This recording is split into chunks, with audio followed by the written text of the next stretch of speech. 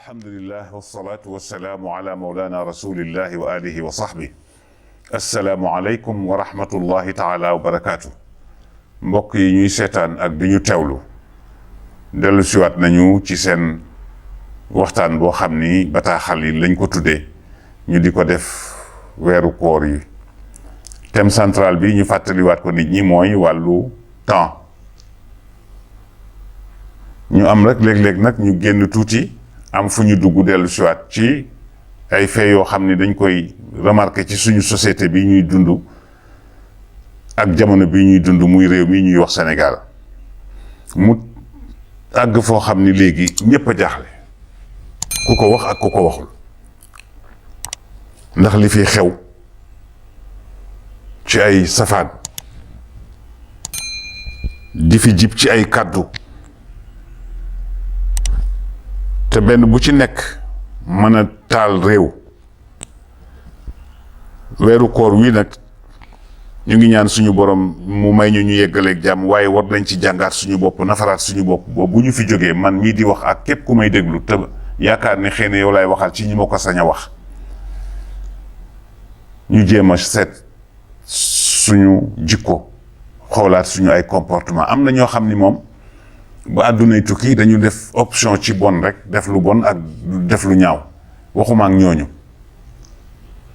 waaye ñi nga xam ni ñu ngi bëgg di baax bon te xam ni mbaax rek am jëriñ, yan nañu yàlla boole ci boobu groupe. ñu jéem a defaraat suñu jikko, duggaat ruq mën a kan, seetaat suñu ay doxalin, suñu diggante ñun en tant que être humain, suñu digganteeg waajur yi, suñu digganteeg suñuy kilifa nag dafa yaatu, baat la boo xam ni li mu ëmb dafa bari. waaye ku ne gis na ni fii ci Sénégal dafa mel na loolu dafa dem ba tumuraanke fi, te yonent bi waxoon sallallahu alayhi wa sallam ni képp koo xam ni doo yërëm ndaw, joxoo cër mag, surtout magum lislaam, boroom xam-xam respecté tuloon ko, yonent bi nee na bokkoo ci moom sallallahu alayhi wa sallam. kon ndekete julli yu bari yi ñuy julli yépp te boo paree nee nga nekk ci réseaux sociaux yi ku ne nga saaga ko, saaga papay jàmbur, te pourtant sa papa ngi di dund. est-ce que papay jàmbur jooju ngay saaga bàyyam gënul sa baay yow? nga bàyyi sa yaay ci biir kër gi te yaayu jàmbur di ko wax yu ñaaw yoo xam ni weñ wucca dal dee. jël frère jàmbur ku la mag, ak ñun ni ñu xamee woon Sénégal mag ak nu magee nag, cër bi ñu leen daan jox ak xorma ak yar ak teggin yi mu mel na léegi dafa jeex complètement ci fii ci kër gi, ci dëkk bi. xale yi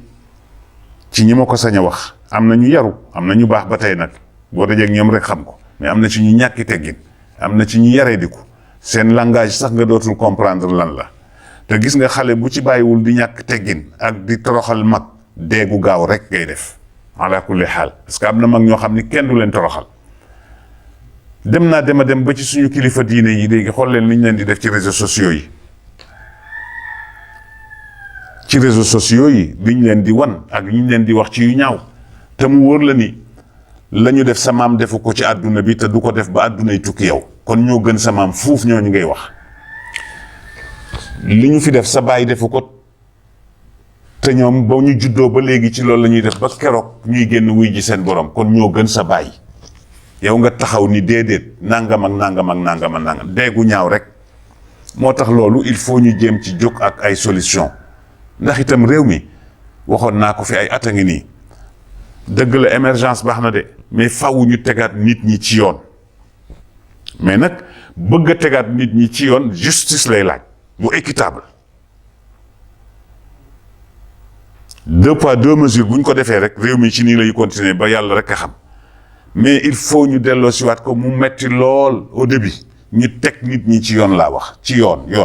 mais yoon boobu su ma ko waxee doomu baadoola ci la bokk, doomu sëriñ ci la bokk, doomu ministre ñépp laa wax.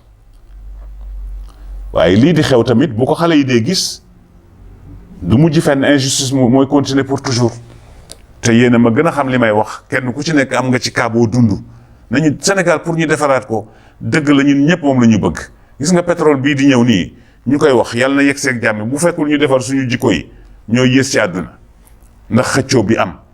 kenn yéeneetul sa morom jàmm kenn wóolootul kenn da ngay toog ak nit di wax sax ndekete mi ngi lay enregistré xoolal ma loolu lu ko gën a ñaaw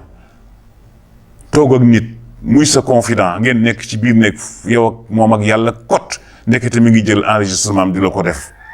kan ngay confier say wax léegi kan ngay waxtaanal kan ngay échanger léegi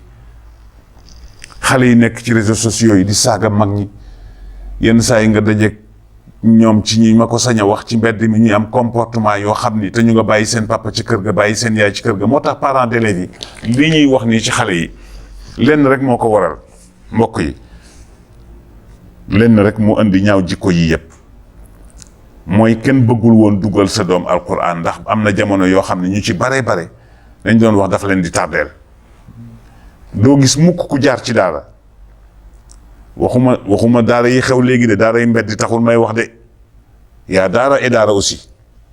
yaa sëriñ daara et sëriñ daara il faut faire la part des choses lenn lu ci nekk am na waaye daara dans le vrai sens du mot